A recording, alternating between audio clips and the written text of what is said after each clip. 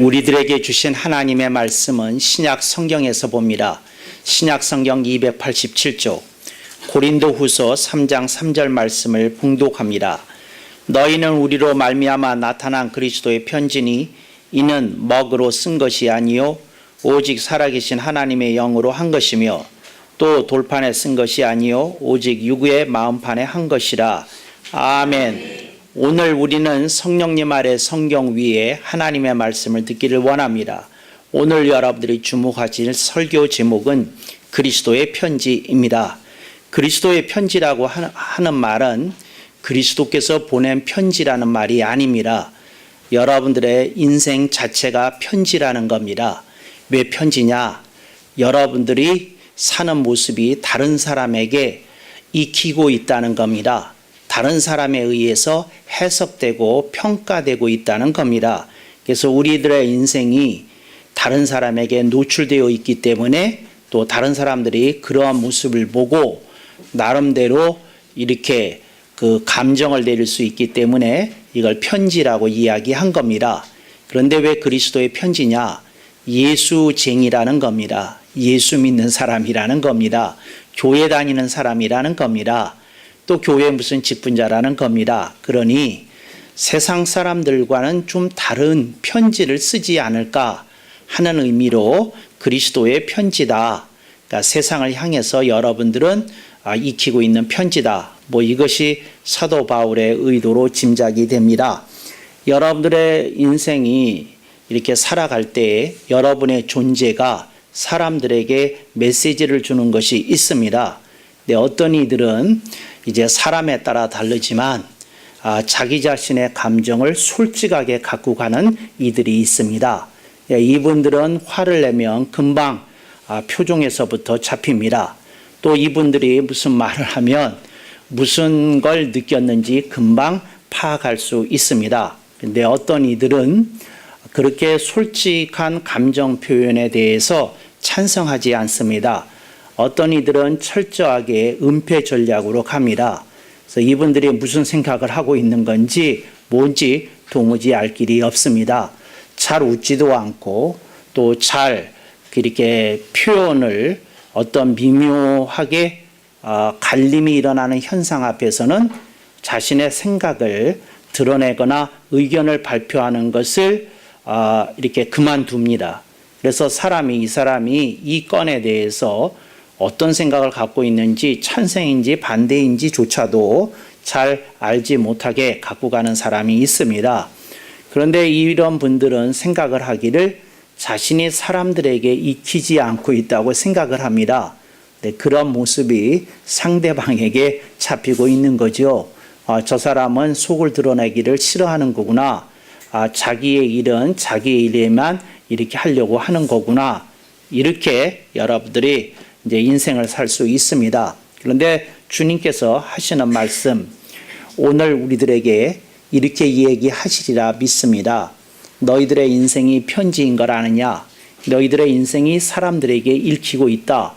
너희들이 숨기면 숨기는 대로 읽힐 것이요. 너희들이 드러내면 드러낸 대로 읽힐 것이다. 그런데 너희들이 무엇이 읽히는지는 아느냐? 하고 우리들에게 묻습니다. 그래서 여러분들이 좀 여러분들의 자신을 좀 보면서 여러분들이 어떤 생각을 갖고 있는지를 생각해 보실 수 있기를 바랍니다. 그래서 사람들에게 무엇이 읽히냐 했을 때에 우선 첫 번째 그 시금석이 있습니다. 그러니까 그 사람이 어떻게 자신의 인생의 편지 전략을 짜고 있는지를 알 수 있는 그 키워드가 3개가 있습니다. 의미와 가치와 보람입니다. 그러니까 그 사람이 인생 사는 모습을 보면 말을 하든 말을 안 하든 보게 되면 무엇에다가 의미를 두고 있는지, 무엇에다가 가치를 두고 있는지, 무엇에다가 보람을 두고 있는지를 알 수 있습니다. 그래서 여러분들이 다른 사람을 보게 되면 저 사람은 저기에다 의미를 두고 있구나. 저 사람은 저기에다 가치를 두고 있구나. 저 사람은 저기에다 보람을 두고 있구나 하는 걸 이렇게 쉽게 파악할 수 있습니다. 근데 사람들이 무엇에다가 의미를 두느냐 요게 이제 굉장히 중요한 건데, 일반적으로 사람들이 의미를 두는 건 자기가 좋아하는 것에다가 의미를 둡니다. 예를 들자면 화초를 키우는 사람은 화초에다가 의미를 둡니다. 개나 고양이를 키우는 사람은 개나 고양이에다가 의미를 둡니다. 그러니까 자기가 좋아하는 것에다 의미를 둡니다. 또 어떤 캐릭터들을 이렇게 수집하는 사람은 캐릭터 수집하는 데다가 의미를 둡니다. 그래서 여러분들이 나는 어디에다가 의미를 두느냐, 이제 이걸 여러분들이 좀 생각해 보실 수 있기를 바랍니다. 근데 그 의미는 사람에 따라 다릅니다. 어떤 사람은 도라에몽에다가 이제 그 의미를 두기도 합니다. 어떤 사람은 태권 부위에다 의미를 두기도 합니다. 근데 여러분들이 나는 어디다 의미를 두고 있지? 이제 이런 걸 여러분들이 조금 생각을 해보시면 금방 여러분이 좋아하는 거, 여러분들이 조금 아끼는 거, 이런 것이 드러나리라고 생각을 합니다. 두 번째, 여러분들이 무엇에다가 가치를 두고 있는지를 이렇게 봐야 됩니다. 그래서 여러분들이 나는 무엇에다가 가치를 두고 있지? 이제 이걸 여러분들이 생각해 보시면 됩니다. 어떤 이들이 운동을 하는데 하루에 3시간 운동하는 이들이 있습니다. 그러니까 건강이 중요하고 체력이 중요하다는 거죠. 근데 이분들이 그렇게 많은 그 시간을 투자하고 또 노력을 투자하고 또 땀을 투자하고 또 본인의 고통스러운 그 과정도 투자합니다. 왜 그럴까요? 거기에다가 가치를 두었기 때문에 그렇습니다. 그래서 여러분들이 무엇에다가 가치를 두는지를 여러분들이 조금 이렇게 살피시고 이렇게 하실 수 있기를 바랍니다. 어떤 이들이 술, 담배를 즐겨 합니다. 네, 그런 경우 그건 가치가 아니고 의미입니다. 이 사람이 좋아하는 거죠. 네, 그 사람이 자주 하는 행위죠. 이런 건 의미에 들어갑니다. 가치라는 건 내가 조금 거기에다가 비중을 높게 두는 것을 말합니다. 네, 보통 사람들이 흔하게 가치를 두는 게 뭐냐? 자존심입니다. 그러니까 누가 나 건드리는 거 싫어요. 누가 나에 대해서 말하는 거 싫어요. 또 사람들의 그 입가에 내가 거론되는 게 싫어요. 이제 이런 거, 이제 이렇게 되게 자존심이 강한 분들이 하는 일입니다. 자존심이 특별하게 강한 분들이 하는 일이 있습니다. 자신에 대한 정보는 절대적으로 은폐합니다. 그러니까 주변 사람이 몰라요. 전혀 모르고 이렇게 밤에 몰래 다니는 사람처럼 그 사람에 대해서 여러분이 어느 날 앉아서 생각을 해봅니다. 내가 저 사람에 대해서 알고 있는 게 보이지? 아는 거 아무것도 없어요. 그런데 그럴 때 여러분들이 이렇게 인지하시면 됩니다. 그 사람은 그 자존심에다가 그렇게 별난 가치관을 두고 있구나. 사람들이 그렇게 하는 일이다 하는 걸 여러분들이 아셨으면 좋겠습니다. 어떤 이가 자신의 봉급의 반 이상을 자기 자동차에다 투입합니다. 그러니까 자동차에 할부금 묻고 자동차를 업데이트하고 뭐 꾸미고 하는데 계속 투자합니다. 저는 옛날에 그 얘기 듣고 하여튼 기절하는 줄 알았어요. 옛날에 제일 처음에 나왔던 그 티코라는 경차가 있었는데 저는 그걸 주로 코딱지라고 불렀는데 티코. 그랬는데 이 차에다가 그 어떤 사람이 내가 세계에서 가장 특별한 경차를 만들겠다고. 그래서 저는 TV 프로그램에서 그 마니아 프로그램에서 만났는데 1억을 투자한 사람이 있었어요. 그 당시에 그 티코가 나왔을 그 당시에. 그래서 제가 정말 그 별난 데 가치를 두는 사람이 있구나. 우리가 생각을 해보면 그 돈 가지고 그냥 고급차 뽑을 것 같은데 그게 자기가 가치를 둔 겁니다. 가치를 둔 것이다. 요즘에는 별난 데 가치를 두는 사람들이 늘어나고 있습니다. 몸에 이렇게 온몸에다가 이렇게 문신하는 사람이 늘어나고 있어요. 그 사람들이 가치관을 표현한 겁니다. 그래서 여러분들이 그 문신에 대해서 모르셔서 그렇지 그분들이 얘기하면 이게 하나의 미술 작품처럼 별의별 스토리가 그 속에 다 있습니다. 네, 예를 들어서 어떤 사람이 문신을 했는데 그 숫자에 이게 3번이라는 숫자가 써 있어요. 그래서 왜 3이라는 숫자가 뭐냐 그랬더니 자기가 그 3번 감옥을 갔는데 3번 사람을 죽였다고. 그래서 3이라는 숫자를 무슨 훈장처럼 새겨놓은 사람도 있고 그래요. 근데 이게 이제 그 사람의 비중을 두어서 이건 내 가치다. 이렇게 하면서 여러분들이 느끼는 일이라는 거죠. 그래서 여러분, 여성들이 가치를 어디에 두느냐? 옷차림에 둡니다. 화장에 둡니다. 요즘 그런 젊은이들이 아주 늘어나고 있습니다. 요즘은 여성들의 그 표현 속에 못 먹어도 고가 뭐냐면 차림에 있는 것 같아요. 그러니까 아무리 돈 없어도 자기를 꾸미고 좋게 보이고 이쁘게 보이는 데는 돈을 아끼지 않는다는 겁니다. 근데 이런 데 가치를 두는 거죠. 여러분 그런 얘기 들어보신 적 있습니까? 유모차 한 대에 1,000만 원짜리가 있대요. 그런데 거기 가치 두는 겁니다. 내 아이를 좋게 이렇게 좀 이렇게 보이는데 그게 가치 두는 겁니다. 그래서 제가 여러분에게 묻겠습니다. 여러분이 어디에다 가치를 두십니까? 그러니까 예를 들자면 모든 학부모들은 가치를 어디에다 두느냐 하면 아이들이 공부 잘하는 데 둡니다. 좋은 대학 가는 데 둡니다. 그래서 어렸을 때서부터 그렇게 훈육을 하고 그렇게 양육을 해서 기업과 목적을 달성하기 위해서 아낌없는 투자를 합니다. 근데 그런 게 여러분들이 이렇게 투자하는 게 그게 뭐라고요? 여러분들이 이렇게 비중 두는 게 다른 사람 눈에 익힌다는 겁니다. 이게 가치입니다. 그러니까 주님이 말씀합니다. 내가 거기다가 가치를 두겠냐? 네가 가치를 두는 데다가 내가 가치를 두겠느냐? 이게 주님이 하시는 말씀입니다. 그러니까 여러분들이 주님이 가치를 두시는 데다가 내가 가치를 둬야 의미가 있는 신앙생활이 되고 인생이 되는 거지. 주님은 별로 가치를 두지 않는데 내가 인생에 가치를 두고 이렇게 수고하다가 천국에 가면 주님을 만나기도 전에 천국 문간에서 지키고 있는 천사가 이렇게 얘기할 겁니다. 또 왔네. 딱지 붙여. 옆에 딱지를 딱 붙입니다. 묻지도 않고 붙여요. 천국에 가면 수많은 사람들의 이마에다가 딱지를 붙이는데 천사들이 천국 문자로 써있어서 여러분들은 조금 해독하는데 시간이 걸릴 겁니다. 그런데 이거 한국어로 해석을 하면 3글자입니다. 헛고생. 헛고생하는 인생들이 온다는 거예요.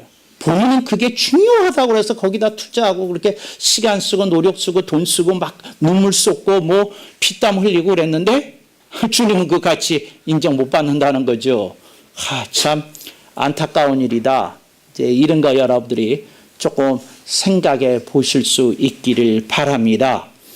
또 하나 우리들이 이제 좀 생각을 해보는 게 있는데 보람이라는 겁니다. 근데 여러분들은 보람을 어디에다 두십니까? 대부분의 사람들이 또 상당수의 사람들이 자녀에게다가 보람을 겁니다.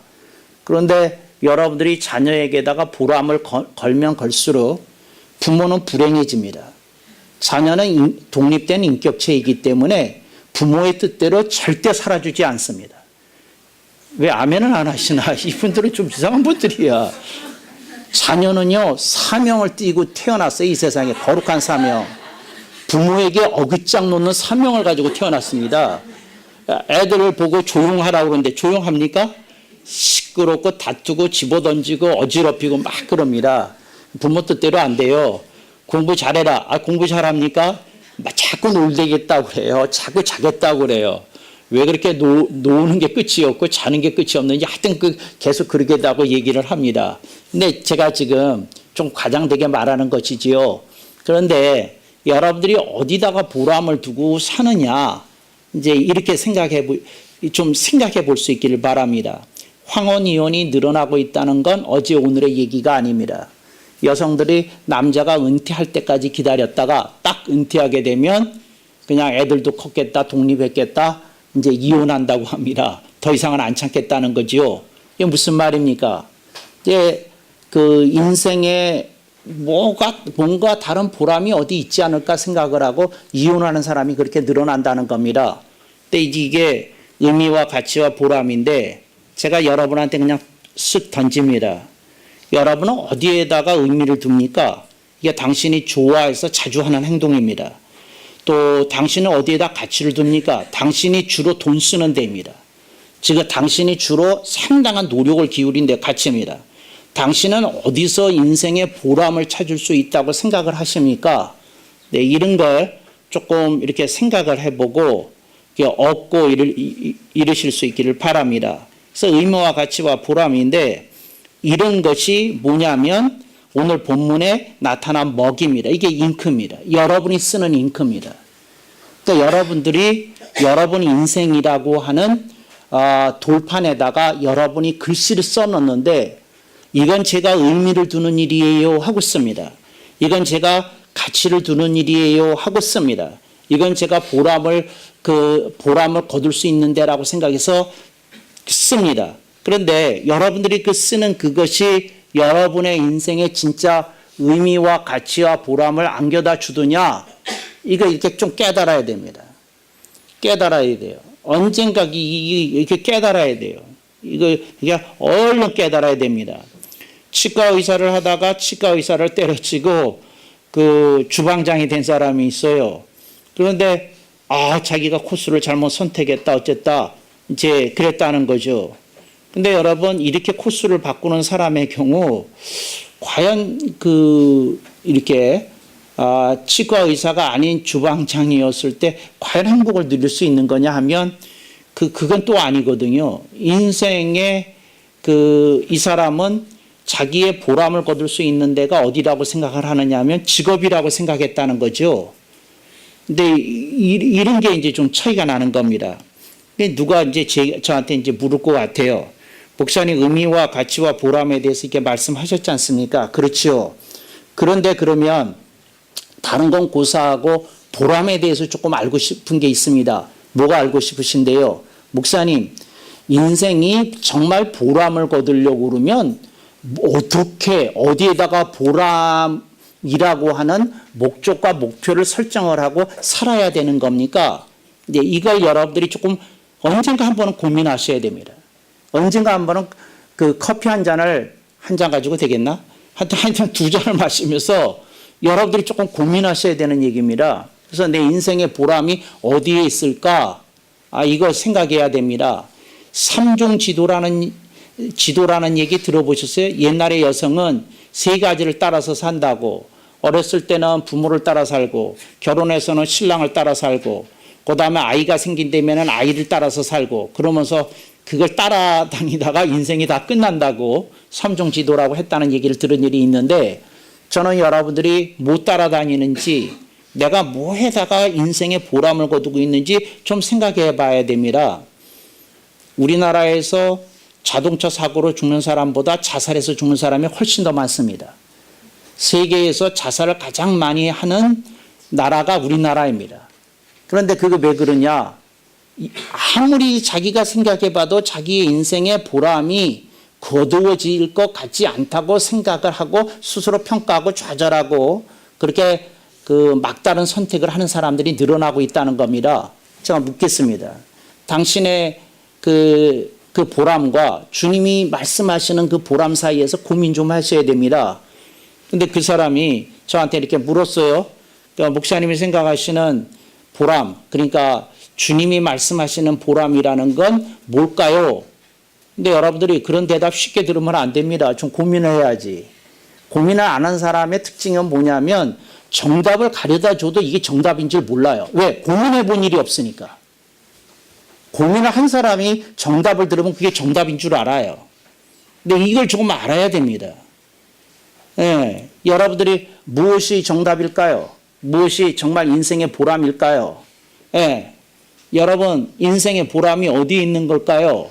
이걸 여러분들이 딱 이렇게 느끼고 알고 이렇게 살 수 있을 때에 여러분들의 인생의 의미를 이렇게 생각할 수 있겠어요. 그런데 제가 몇 가지 생각을 굉장히 많이 했던 사람들이 내놨던 답을 제시하려고 그래요. 이게 굉장히 많이 생각을 했어요. 그래서 제가 고민을 했다니까요. 제가 이 설교하기 전서부터 그런 고민을 했었어요. 그러니까 뭐냐면 예수 안 믿는 사람들, 그러니까 기독교를 몰랐던 사람들은 인생의 보람을 어디에다가 거두는 거라고 생각을 했을까? 중국에서 가장 유명한 그 역사학자가 있어요. 사마천이라고 사기를 썼어요. 근데 이 사마천이라는 사람이 평생 고생하면서 글을 썼는데 아버지도 역사학자였어요. 그걸 이제 물려받았는데 사마천이 뭘 가지고 고민을 했느냐면 이걸 가지고 고민했어요. 뭐냐면 뭐 가지고 고민했느냐면 인생의 보람이라는 걸 어디서 찾을까? 사마천의 사기에 보람이라는 말 안 나와요. 보람이라는 말이 중국어에는 없으니까. 근데 그걸 고민한 거예요. 어떻게? 그래가지고 수많은 사람들의 얘기를 채집하러 다녔어요. 수많은 사람들을 지켜보고 역사서를 뒤지고 막 그랬어요. 그랬더니 사마천이 내린 결론이 이겁니다. 이거 굉장히 이 생각 많이 한 사람이 내놓은 겁니다. 근데 이 사람의 답을 이길 만한 답이 쉽지 않아요. 뭐라 그랬냐면 역사 속에서 빛나는 사람이 보람이 있다는 거예요. 역사 속에서 빛나는 사람. 그러니까 역사 속에 기록이 됐어요. 왜 빛나느냐면 이 사람은 공적이 있다고. 이 사람은 업적이 있다고. 이 사람은 수많은 사람에게 유익과 혜택을 줬다고 그렇게 역사 속에서 빛나는 사람이 보람을 거둔다. 이렇게 생각한 겁니다. 굉장하잖아요. 그래서 그 보람이라는 거죠. 예를 들어서 우리가 세종대왕, 이순신 장군, 강감장 장군, 여러분들이 정약용, 어쩌고 저쩌고 얘기하는데 왜 우리가 이분들을 기억합니까? 역사 속에서 빛나잖아요. 안중근 의사, 빛나잖아요. 백범, 김구 선생, 안창호, 다 빛나잖아요. 역사 속에서 빛나는 사람이 가장 보람 있다. 이 얘기를 한 거예요. 굉장한 생각을 했어요. 굉장한 생각을 한 거예요. 또 한 사람이 있는데, 돈판이라는 사람이 있어요. 돈환. 돈환이라는 사람이 있는데 바람둥이였어요. 전설적인 바람둥이에요. 이 사람이 일기를 쓰면서 자기가 놀아놨던 여자들의 이름까지 써가면서 책을 남기고 죽었어요. 그런 사람인데 뭐냐면 이 세상에서 제일 재밌는 게 여자하고 노는 거다. 그리고 그걸 글로 써서 남긴 사람이에요. 근데 뭐라고 이제 이 사람이 얘기를 한 거냐면 자기가 생각을 했대. 그래서 뭐라고 생각했냐면 이 세상에서 가장 보람된 일이 뭘까? 그랬더니 돈을 벌어도 소용은 없더래. 왜? 돈 버는데 미쳐가지고 본인은 막상 돈을 쓰지도 못하고 놀지도 못하더래. 그래서 돈 버는 것도 아니더라.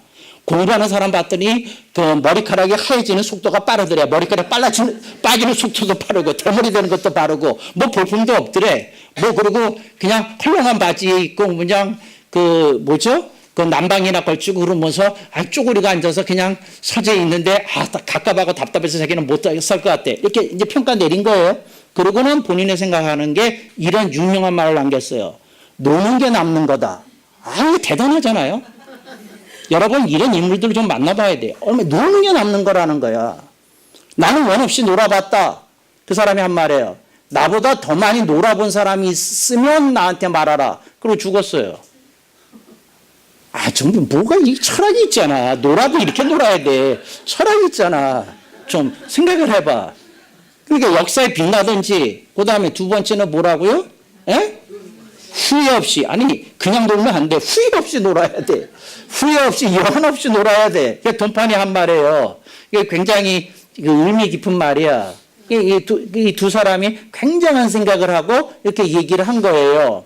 그 다음에 세 번째 뭐냐면 찰스 디킨스라는 그 영국의 유명한 단편 소설가가 있어요. 하여튼 특별히 단편 소설이 아름다워요.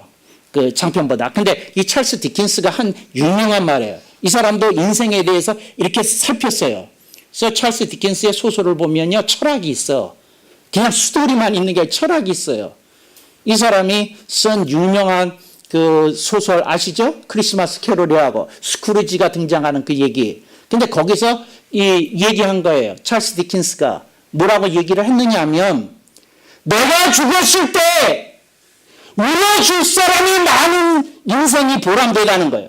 내가 막상 죽었는데 그런 분이 돌아가시다니 그리고 그분한테 사랑의 빚을 진 것이 너무 그러니까 감사하기도 하고 그분이 돌아가셔서 다시 얼굴을 뵐 수 없고 은혜에 보답할 길이 이제는 없다는 생각 때문에 가슴이 저미는 사람들이 많아서 그 사람의 무덤에 와서 찾아와서 우는 사람들이 많은 사람이 뭐라고요? 인생을 잘 살았다는 거예요. 인생을 제대로 살았다는 거예요. 여러분들이 죄송해요. 가정법입니다. 오늘 돌아가시면 몇 사람이나 와서 가슴을 칼로 베이는 아픔을 느끼면서 여러분의 죽음을 놓고 울까요? 난 가끔 생각해봐요.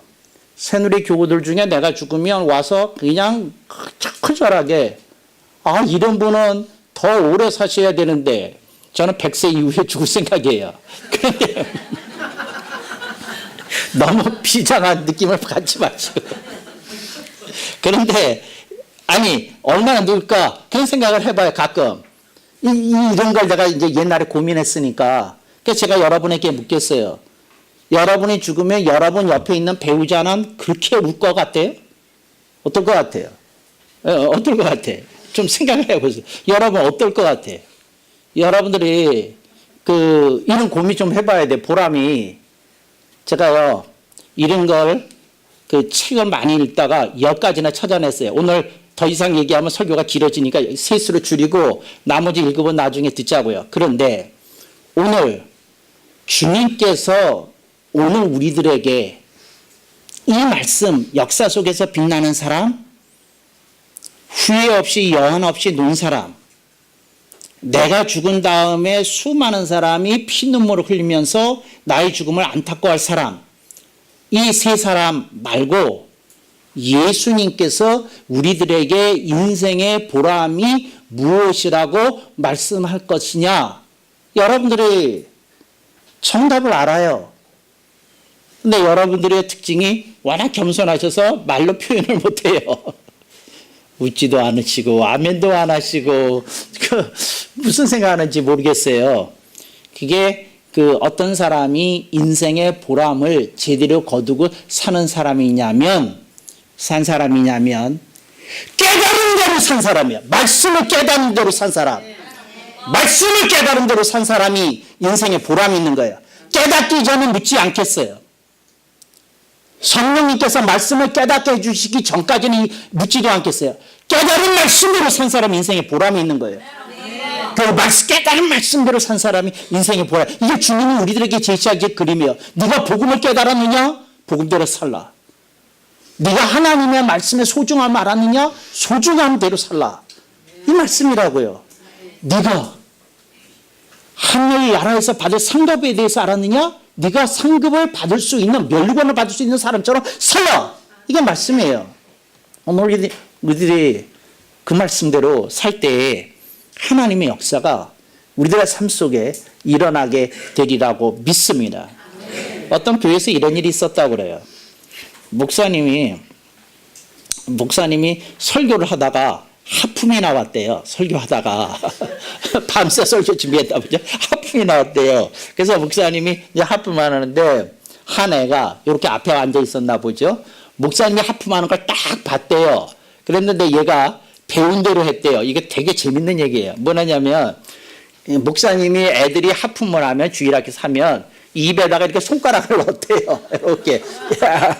이게 이거 닫으라고, 이렇게 막으라고 하품하라고 그랬대요. 그랬더니 얘가 애가 요렇게 쪼르르 와가지고 감히 여기로 올라오지는 못하고 손가락을 애가 이랬대. 그러니까 목사님도 입에 맞추라고 그랬는데 그 목사님이 그걸 듣는 순간 성령의 음성처럼 들려지더래요. 그래서 뭐라 그러냐면 아하, 내가 작은 일에서도 모범이 돼야 하는 거구나 하고 깨달았다는 거예요. 여러분, 하나님 말씀대로 사는 것이 너무 엄청나고 거룩하고 위대하고 이렇게만 그림 그리지 마시고 여러분이 하나하나 깨달았으면 그 작은 거 하나부터 고치는 겁니다. 작은 일 하나서부터 우리들이 세심하게 하나님 말씀대로 살아보는 겁니다. 그리고 그 말씀이 우리들의 인생을 어디로 이끄시는지 그 결과가 어떻게 나오는지 좀 지켜볼 일입니다. 그러면 오늘 우리들이 아하, 내가 말씀대로 살기를 100번 잘했구나. 이런 기쁨과 보람이 있구나. 내 인생에 이런 날도 오는구나 하고 여러분들이 여러분의 인생에 대해서 스스로 흐뭇하게 생각할 일이 오리라고 믿습니다. 하나님이 여러분들의 인생 속에 이렇게 인도하시기를 원하십니다. 나폴레옹이 뭐 이런 말을 했대죠. 내 사전에 불가능이란 없다. 뭐 그랬다고 그러죠. 알프스를 넘으면서 했다는 무슨 전설적인 명언인데, 제가 중학교 2학년 때인가요? 1학년 때인가 그걸 배웠어요. 그래가지고 내가 이제 그날서부터 한 석 달 동안 이걸 생각했나요? 내 사전에 뭐는 없다고 나는 말할 수 있는 단어가 뭘까? 그러고 단어를 찾아서 석 달 동안 내가 묻겠어요. 여러분들이 내 인생에 불가능은 없다 자리에 여러분이 내 인생에 뭐는 없다 이렇게 쓸 수 있을까요? 여러분들이 뭐는 없어요. 내가 묻는 겁니다. 여러분들의 인생에 없어야 할 것이 불가능 말고 또 뭐가 있나요? 이런 거 가지고 전혀 고민을 안 해보시는 얼굴들이시네. 네, 여러분 인생에 없어야 될 게 뭔가요? 네, 여러분들의 인생에. 네. 네? 많은 사람들이 이제 했던 답이 있어요. 이 나폴레옹을 흉내내서 명언집에 보면 나옵니다. 이제 이게 1번이 내 인생에 뭐는 없다? 불가능은 없다. 2번이 뭐냐면 내 인생에 후회는 없다. 이게 2번이야. 이게 후회는 없다. 3번이 있어요. 3번. 3번도 알아두시면 좋아요. 내 인생에 포기는 없다. 박수도 안 나오네. 포기는 없다. 불가능은 없다. 뭐 없다? 후회는 없다. 그 다음에 뭐 없다? 포기는 없다. 포기는 없다. 네 번도 있어요. 4번도 있어요. 명언집 보면 4번까지는 있어. 뭐게요? 내 인생에 좌절은 없다. 참 기가 막힌 말들이에요. 정말. 이런 건 이제 명언집에서 배우시고, 이제 제가 내 인생에 뭐는 없다. 뭐가 없을까요? 여러분, 뭐가 없어야 될까요? 아니, 내가 묻는 거야, 여러분한테. 내 인생에 뭐는 없다. 이렇게 반응이 없으면 설교가 재미없는데, 여러분, 뭐가 없어야 될까요? 뭐가 없을까요? 뭐가 없어야 될까요? 여러분 인생에. 네?